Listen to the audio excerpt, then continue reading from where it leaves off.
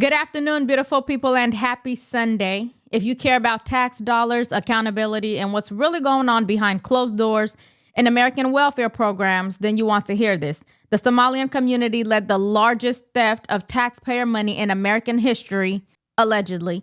And every time I open up my phone, the story gets worse and worse. I just find new videos that I must share. They're now keying in our faces about their planned takeover. Let's get into it. Welcome to Nelly Miranda.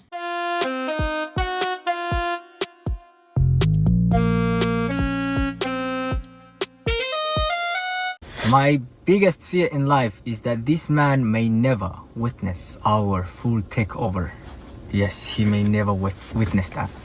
He already witnessed our partial takeover, our little success in America.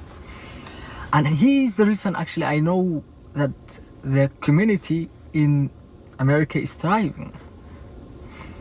He is how I know. It's like, he's how we measure our progress. If he doesn't tweet, somebody messed up. I know it. Somebody fucked up the plan. If he tweet, I know. We're doing the right things. Yes, that's how I know. So, he's old and sick, I know. He may not witness our full takeover, but I promise you that his sons will witness. Just like him, we came to exist in this country. See? The land of free men, the land of opportunities. And we're here. Yes.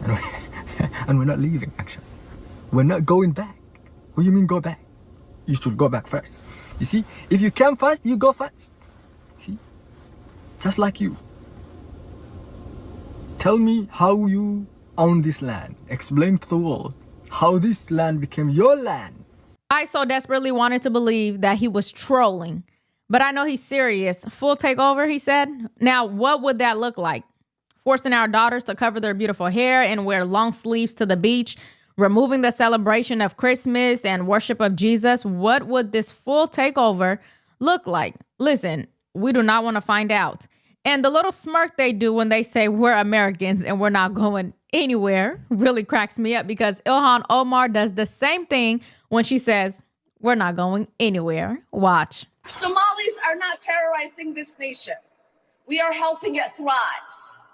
Somalis have always seen themselves as a fabric of this nation. Not only are we not going anywhere, we are not going to allow anybody to make us feel less Minnesotan or less American. But as always, please make sure you like, share, and subscribe to support the channel and get us to 100K subs by the end of the year. Thank you all for your support. Okay, so as you all know and have been hearing, the fraud in Minnesota is out of control, and quite frankly, have been out of control since 2018.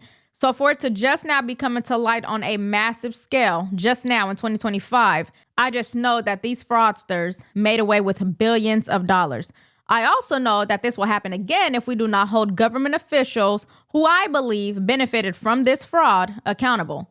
First, they started with daycare center fraud, gradually found other means of fraud, and then exploited the COVID era to come up with more ways to defraud the system. Situation in my home state of Minnesota where we've got a number of daycare providers that are openly violating federal and state laws and regulations, taking money for personal use, using the money to set up a fraudulent child care client, and then providing a kickback has been reported.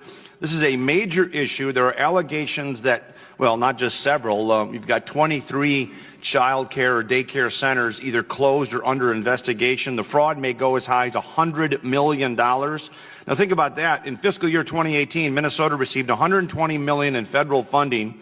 The state contributed about $50 million in matching and maintenance funds, and we may have a fraud case of nearly $100 million in this state, with money then being transferred out of the country via MSP Airport. This is a big issue in my home state of Minnesota. What you're about to hear sounds unbelievable, but the numbers speak for themselves. Between three major fraud schemes, insiders estimate that over $1 billion in taxpayer funds were stolen. And it could even be up to $8 billion. So just imagine that money that was supposed to feed children, support vulnerable families, go towards services. Instead, just vanished. And it gets worse because when state officials, the ones who have checked on these claims, saw suspicious activities, they did nothing because the politicians wouldn't let them. And in fact, they were faced with retaliation for having the audacity to say out loud that the fraud was taking place on a massive scale. Now, we should all care because this isn't a small-time scam. We're talking about massive institutional failure.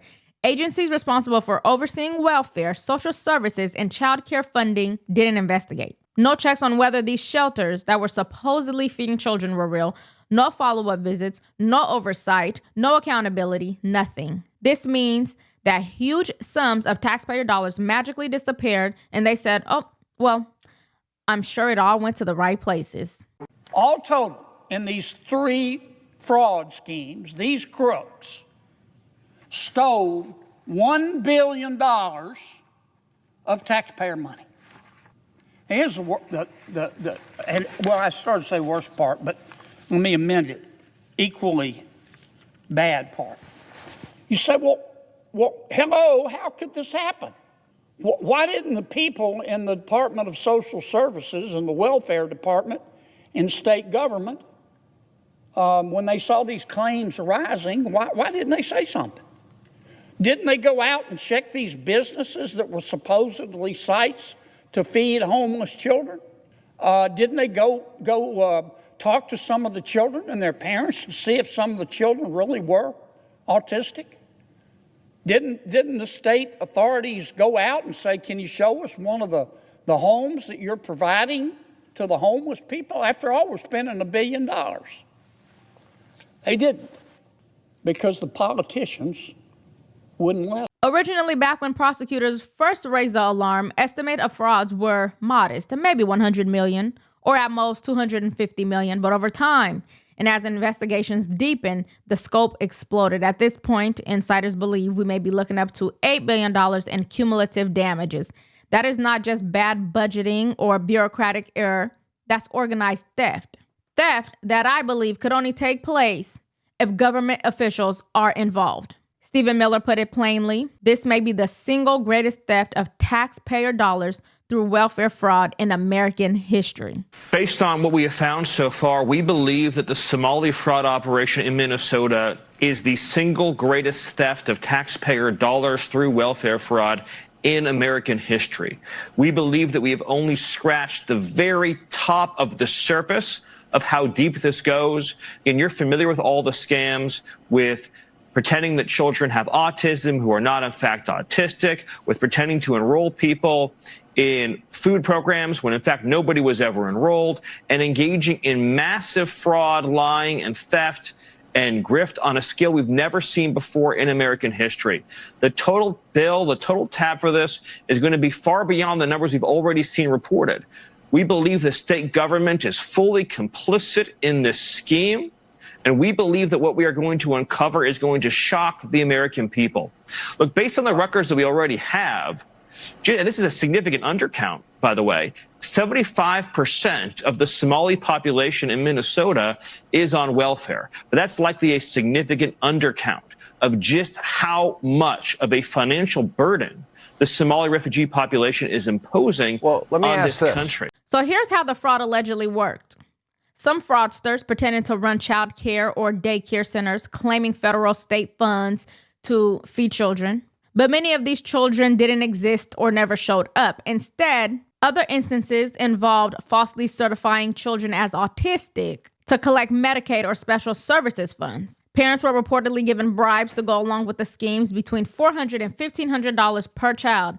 In some cases, entire food program enrollments were fake. No food was distributed, no families helped, but they set up fake meal sites to provide imaginary food to imaginary children to earn real tax dollars.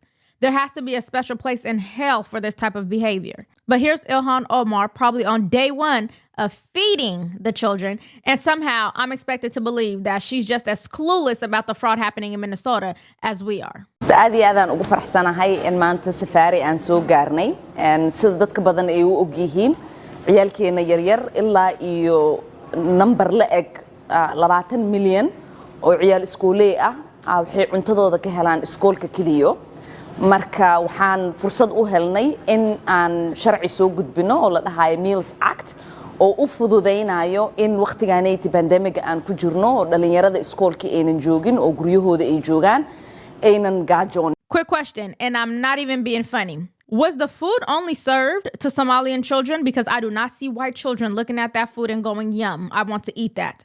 And I am not saying anything about their food. There's a Somalian restaurant in my area, which I love. My point being is if you are not raised eating those types of dishes, I do not imagine a child will want to start due to the pandemic.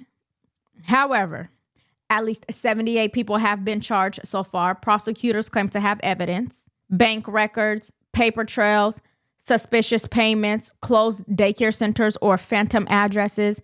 The list goes on and on. But here's the problem. Many also donated to political campaigns. Some defended were saying, we're just helping our community. Others say that they are being targeted unfairly because of their ethnicity or background. They also say that this is more than fraud claims. This is about bias. They allege that the focus on their community is a political hit job, not a genuine pursuit of justice, which is all nonsense. But let's take a look at this clip from Project Veritas. It might shock you, but it shouldn't. At the scene of the crime, the person you're about to meet, Liban Mohammed, aka King Liban 1, boasts about the hundreds of absentee ballots in his car. Numbers don't lie. Wajida gaarigaygu waa buuxaa waxaas waa absent ballot salka yaala soo ma jeedin fiiri waxaas oo dhan soo ma jeedin waa buuxaa gaarigaygu waa buuxa yaala waxaas kullu waa Jamaal Cusmaan way fiiri 300 clear maanta soo dhacday oo Jamaal Cusmaan. Yeah, there was video. You can see the video. There was a video out and about that he has the ballots in his car. Right. And talking about the only way you can win is with money. I was looking at them and they were not filled. They were blank. Who is the one filling out the absentee ballots? People who work with like Ilhan Omar. Where do they pay the money? The minute we sign the thing, the election, that's what you get paid. Money is everything. Money is the key in this world. If you ain't got money, you should not be here, period. Marka odayaasha waa loo codsadaa. Waana laga qaadaa. At the end of this street, Yes. there's 3 towers called Horn Towers. Okay. And it's all seniors, and they took every ballot. Every ballot. They just take them from Every single them. ballot. They knock on the door and say, your ballots, come give it to me, give it to me. They don't even pay them for it. They just take it. No. And the ones that didn't vote on ballots, the young people and the women and stuff, they were paying cash. They were getting bags of money the last 1 week here to drive people. So there's a vested interest, but we are victims of the system. They don't give a shit about any Somali. 2 in the morning, still hustling. Who is the one filling out the absentee ballots? People who work with like Ilhan Omar and other candidates who work for them. They came to us to our apartments. They tell us that this year you're going to vote for Ilhan. You don't go nowhere, you stay home, we will tell you fill up for your absentee ballot. When it comes, we'll come and get it. You just don't go nowhere, you stay here. They fill up for us. I believe the absentee ballot machine was just a loophole. It was a weapon. It was engineered to usher Ilhan Omar into Congress, fully aware that her loyalty and political capital would be directed almost exclusively towards the Somali community. Once in office, she became the pressure point. Her presence and influence made it politically dangerous for any Democrat in Minnesota to challenge, investigate, or even acknowledge the wrongdoing happening within this network. And just like that, you end up with a political ecosystem so deeply entangled, so dependent on that block of votes and power, that speaking out against it isn't just controversial, it's career suicide. This Somali activist said it best. He said Ilhan Omar's interest is not of the people of Minnesota, nor the Americans, but her interests are that of the Somali people. Watch. xildhibaan Ilhan Omar oo magaca Soomaaliya qalin dahab ah ku qortay. Qadiyadda Ilhan ma aha qadiyad Ilhan. Ma aha qadiyad Minnesota. Ma aha qadiyad reer Mareykan. Qadiyadda Ilhan waa qadiyad Soomaaliyeed.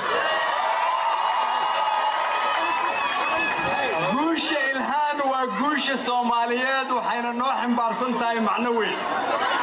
Well, there you have it, folks.